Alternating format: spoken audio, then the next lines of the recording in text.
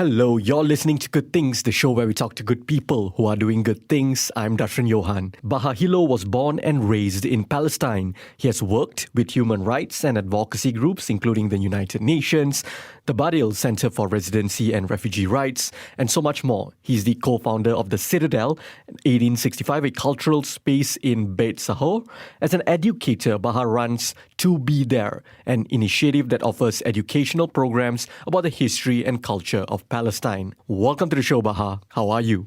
Thank you. Very honored to be with you again in this studio. No, the honor is mine, Baha. Thank you so much for coming again. What is life like in Palestine under Israeli occupation? In one word, I would call it like surviving oppression and denial of basic rights and freedoms. What you take for granted in Malaysia is turned into a struggle. So like a struggle to get access to water, a struggle to get from home to university, a struggle to every aspect of your life is actually controlled by an oppressive regime that does not want you to be home to begin with. The name of the game for us is survival. So we're surviving oppression, everything from life to death. And the time in between is a struggle. You have to survive without knowing or understanding or experiencing or even smelling the concept of freedom. Paint a picture for me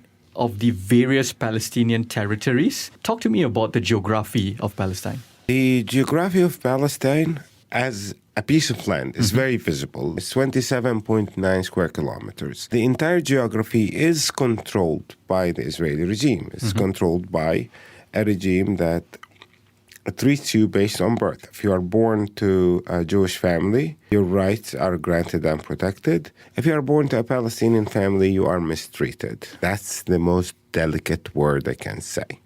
Mistreatment includes murder, includes home demolition, arrest, punishing you for rejecting Israeli state control in any possible form. Palestinians who remain in Palestine, we're talking about nearly 7 million out of the entire population controlled by the state of Israel. We're talking about nearly 7 million Palestinians. So those Palestinian communities are like concentrations but without visible walls around them. And then you have Jerusalem. That's a different set of Israeli discriminatory laws that aim at squeezing 400,000 Palestinian residents from the boundaries or the geography that Israel controls or calls Jerusalem.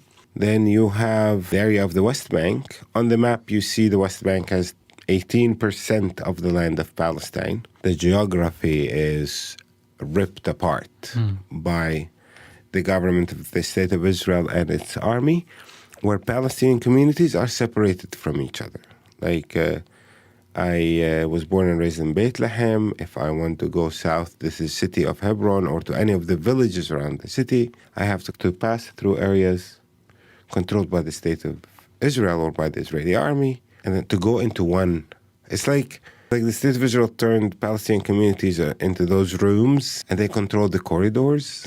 So to go from one room to the other, you have to get an access card. And then you have the most famous geography of Palestine, which is the bleeding heart of Palestine, which is Gaza. Gaza is a concentration camp of Palestinian refugees who were locked up there since 1949. So the geography is one, but the management of that geography is separating the Palestinians within into so many different categories, rights, forms of oppression or denial of rights.